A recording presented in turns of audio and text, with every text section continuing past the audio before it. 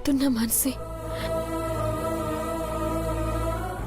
మాట్లాడవా నాతో?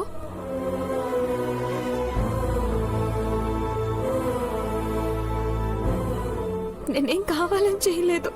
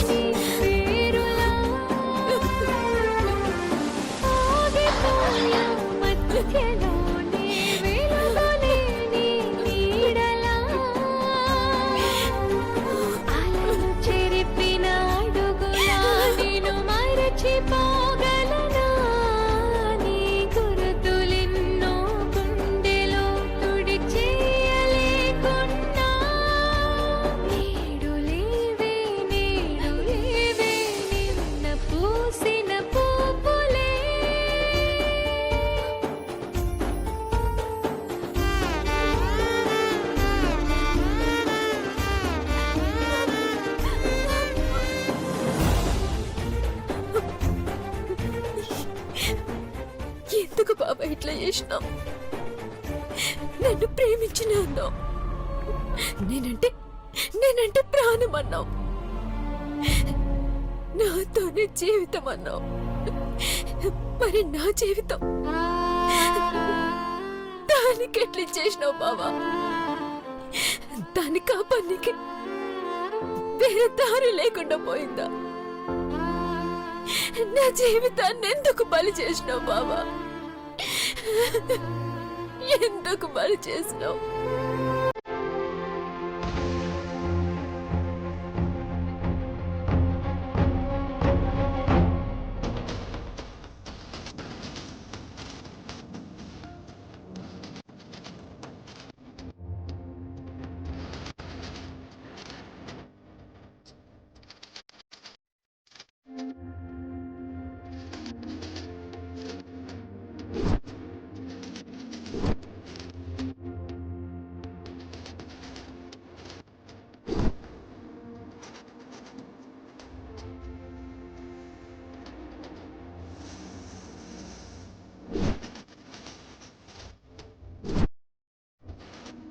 కలిసి బతకాలని నిర్ణయించుకున్నాం.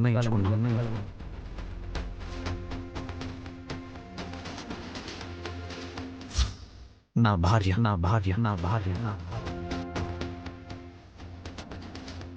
నీ కోడలు.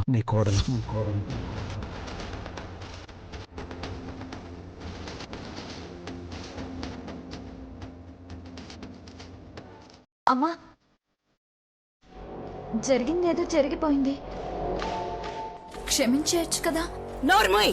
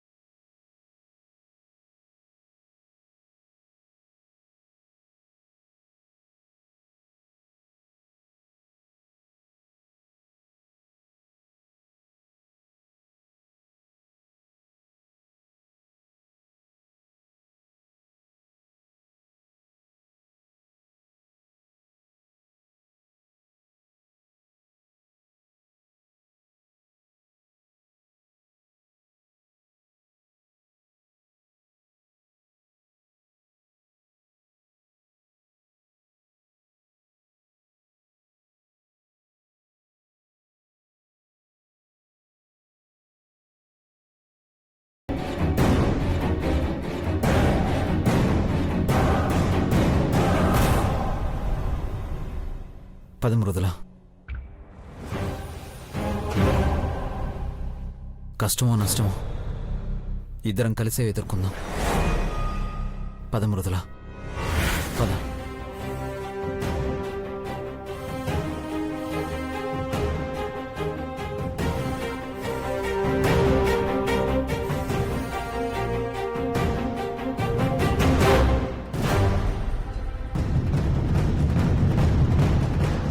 దాన్ని కోడలిగా ఎలా ఒప్పుకోమంటున్నారు? నా కాలి గోటికి కూడా సరిపోదు. అది నా ఇంటి కోడలని సొసైటీకి ఎలా చెప్పుకోవాలి? దానికన్నా ఉరేసుకొని చావడం మంచిది.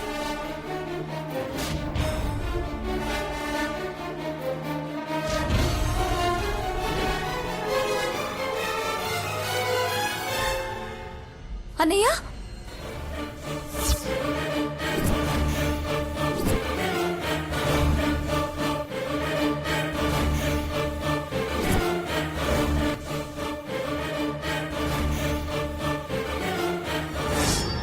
మధు మధు మధు మధు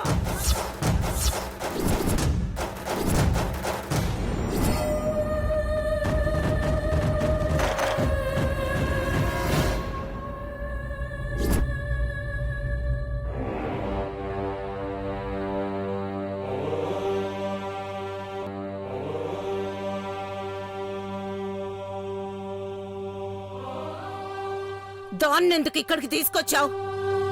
దాన్ని వదలకుండా నువ్వెందుకొచ్చావు?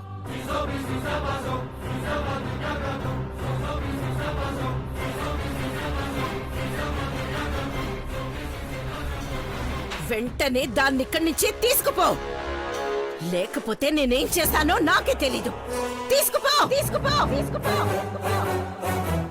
అమ్మా అమ్మా, ప్లీజ్ అమ్మా, ఇంతలా బతిమలాడుతున్నాను, నువ్వెందుకు అర్థం చేసుకోలేకపోతున్నావు? ఒక ఆడపిల్ల జీవితం కాపాడాలని చేశానే కానీ నేను తను కావాలని చేసింది కాదమ్మా. కావాలని చేసుకున్నప్పుడు అది పెళ్ళెలా అవుతుంది? దాన్నట్టే పంపించేసి నువ్వు మాత్రమే లోపలికి రా. బ్రాహ్మణి, హా? మీరేం మాట్లాడొద్దు.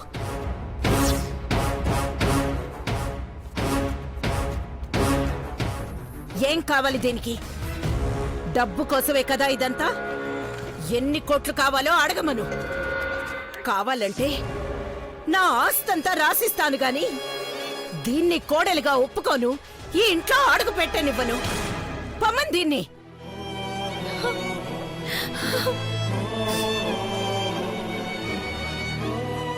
ఎక్కడికి పొమ్మంటావమ్మా? అసలు ఇలా ఎలా మాట్లాడుతున్నావు? ఆడపిల్ల జీవితానికి డబ్బుతో వెలకట్టి పంపించమంటున్నావా? నా జీవితాన్ని తన జీవితంతో ముడివేశానమ్మా. డబ్బుతో వెలకట్టలేము దాన్ని. చావైనా బతుకైనా నాతోనే. నేనెక్కడుంటే తాను అక్కడే.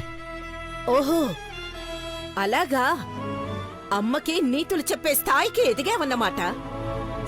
దాంతోని బతుకన్నవాడివి ఇక్కడికెందుకొచ్చావు? ఎక్కడికన్నా పోయి దాంతోనే బతుకు. నాతో ఇంకేం అవసరం? పో. బ్రాహ్మణి, వెళ్ళమమ్మా. బయటికి పోయి బతకలేకో, నా భార్యను పోషించుకునే శక్తి లేకో కాదు. తాళి కట్టిన ఈ బంధానికి ఇంత విలువిస్తుంటే కడుపున పుట్టిన బంధానికి ఇంకెంత విలువనిస్తాను? ఎలా వదిలి వెళ్ళిపోతానమ్మా? వెళ్ళలేం. నీ కొడుగ్గా, నీ కోడలిగా నీతోనే, నీ నీడలోనే బతకాలమ్మా. నీ ప్రేమ అభిమానాలతోనే బతకాలి. అప్పుడే మాదొక బతుకవుతుంది, దానికో అర్థం ఉంటుంది. అందుకే ఇక్కడే నీతోనే ఉంటాం.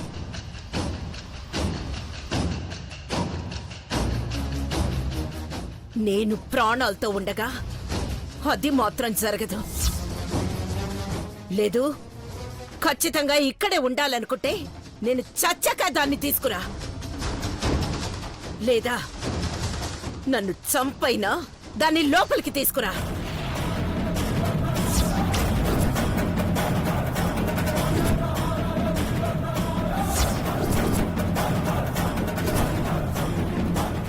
చాలు బ్రాహ్మణి, కోపంలో ఏం మాట్లాడుతున్నావో నీకే తెలియడం లేదు. ఇంకా నీ సూటిపోటి మాటలతో వాళ్ళని బాధ పెట్టకు. నేనింతే, ఇలాగే మాట్లాడతాను. వాడు చేసిన పనికి అంత కట్టుబడి ఉన్నప్పుడు నేనిచ్చిన మాటకి ఇంకెంత కట్టుబడి ఉండాలి? మానసినే కోడలుగా చేసుకుంటానని మాటిచ్చాను. వస్తే మానసినే కోడలుగా రావాలి, లేదంటే ఏ కోడలు వద్దు. నేనేదైనా చేసేలోపే పొమ్మని చెప్పండి.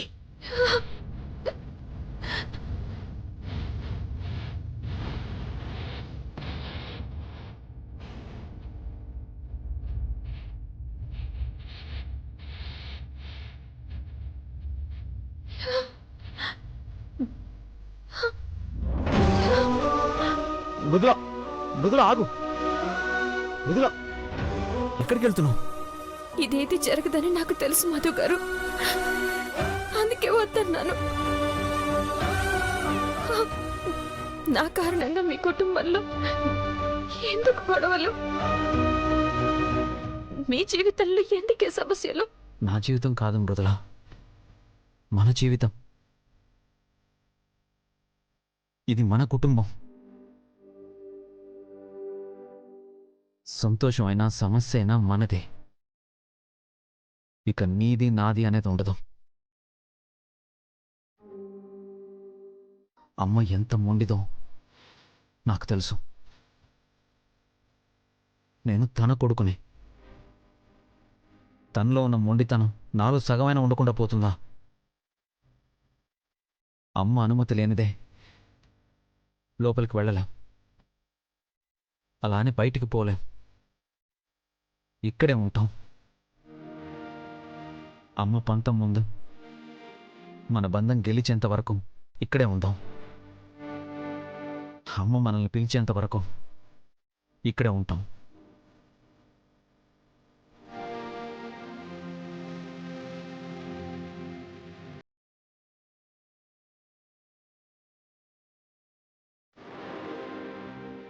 ఏమండి, అక్కడ ఎంత పెద్ద గొడవ జరిగిందో ఏంటో. పిల్లలు ఎలా ఉన్నారో, మనసంతా అక్కడే ఉందండి. మధు ఉన్నాడు కదా భారతి, మేనేజ్ చేస్తాడులే. ఎంత మేనేజ్ చేసినా వదిన కోపమైతే తగ్గదండి. మానసినే కోడలిగా చేసుకోవాలని ఎంతో ఆశపడింది. అది జరగకపోగా ఇష్టం లేని మృదుల కోడలు కావడం తట్టుకోలేకపోతోంది. అంత సులువుగా వాళ్ళని ఒప్పుకోదండి. పొద్దున్నే మనం వెళ్ళి నచ్చ చెప్పాలండి, లేదంటే ఎప్పటికీ వాళ్ళని క్షమించదు. అలాగే భారతి, తప్పకుండా వెళ్దాం. పొద్దునికల్లా బ్రాహ్మణి కోపం కూడా కొంచెం తగ్గుతుంది.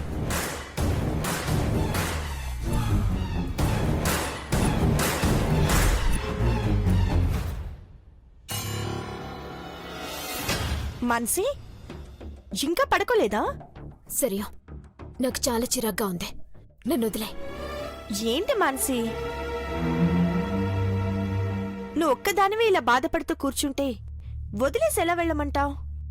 అసలు ఏమన్నా తిన్నావా లేదా? పోనీ పాలు తీసుకురానా? సరియా, వదిలేమని చెప్పినా కదా. నాకు తిండి వద్దు, ఏమీ వద్దు, వెళ్ళిపో. తిండి నిద్ర లేకుండా ఇలా ఎన్నాళ్ళు ఏడుస్తూ కూర్చుంటావు? నిన్ను ఇంత మోసం చేసి దెబ్బ కొట్టిన దాన్ని తిరిగి దెబ్బ కొట్టాలి మాన్సి. దాని అంత చూడాలి, అంతేకాని ఇలా ఏడుస్తూ ఉంటే ఎలా మానసి? సరియో, ఆప్తావా? వదిలేమని చెప్పినా కదా, వదిలే. అయ్యో, ఏమైంది మాన్సి? ఏడ్చి ఏడ్చి గొంతు ఎలా పొడిపారిపోయిందో చూడు. మంచినీళ్ళు తీసుకొస్తానండు.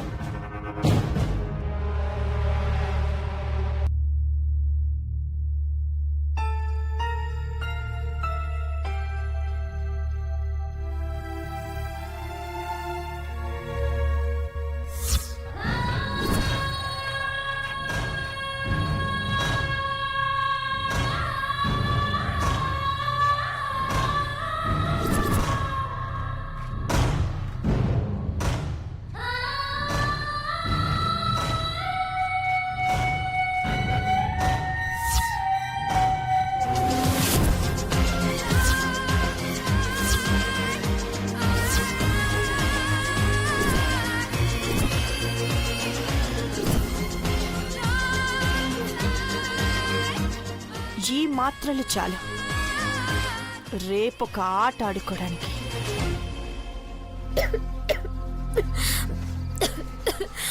మాన్సి,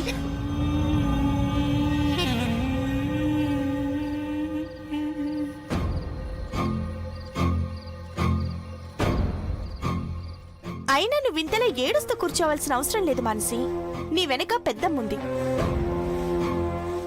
మానసినే నా కోడలని ఎంత ఖచ్చితంగా చెప్పి వెళ్ళిందో విన్నావు కదా.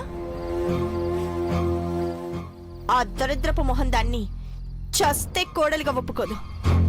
దాన్ని తరిమేసి మధు అన్నయ్యతో నీ పెళ్లి జరిపిస్తుంది. సర్యు ప్లీజ్. ఇప్పటికే ఆలోచించి పిచ్చిలేస్తుంది. నీకు దండం పెడతా. ఆ మ్యాటర్ తీసుకురాకు, వెళ్ళిపో.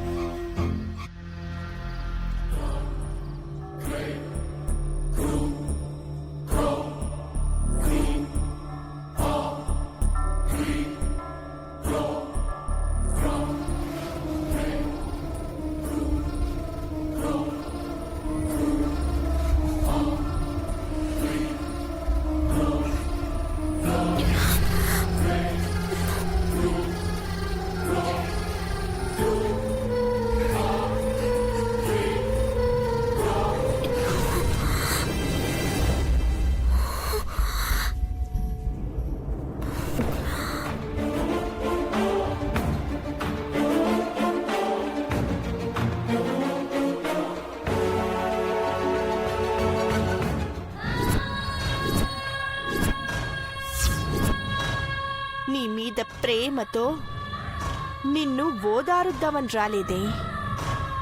ఇప్పుడు నిద్ర మాత్రలేసుకున్న నువ్వు రేపు మధ్యాహ్నం వరకు లేవు. ఇక్కడ నిన్ను వదిలేసి దాని జీవితం చక్కబెట్టడానికి మీ అమ్మా నాన్న ఎలా వెళతారో నేను చూస్తాను. ఈలోగా పెద్దమ్మ దాన్ని ఎలాగో బయటికి గెంటేస్తుంది. పగ పర్మనెంట్ గా తీరిపోతుంది.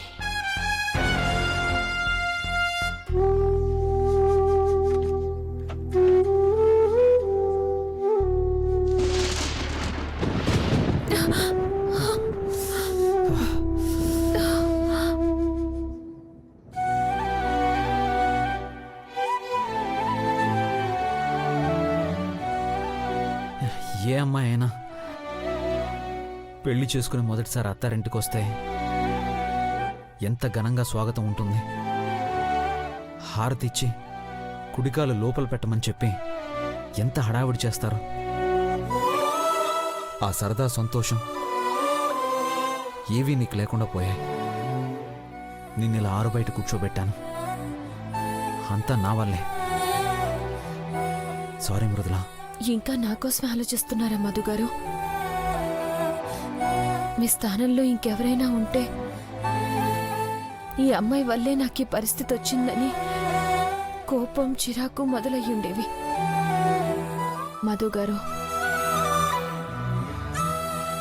నా కోసం మీరేం చేశారో మీకు తెలియడం లేదు మధు గారు.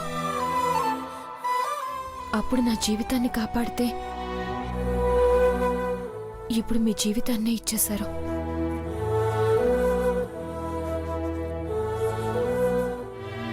అసలు మీ పక్కన కూడా నిలబడే అర్హత లేదనుకునే నాకు మీ జీవితంలోనే చోటిస్తే ఇంకా సరదాలు సంతోషాలు లేవని ఆలోచిస్తానా? మీ పాదాల దగ్గర చోటే ఎక్కువ, నా అర్హతకు మించి. లేదు మృదులా. ఏ ఇంటి ముందైతే నిన్ను కూర్చోబెట్టానో ఆ ఇంట్లో కోడలిగా గర్వంగా నువ్వు తలెత్తుకుని తిరగాలి. అదే నీ అర్హత. ఆ రోజు తప్పకుండా వస్తుంది.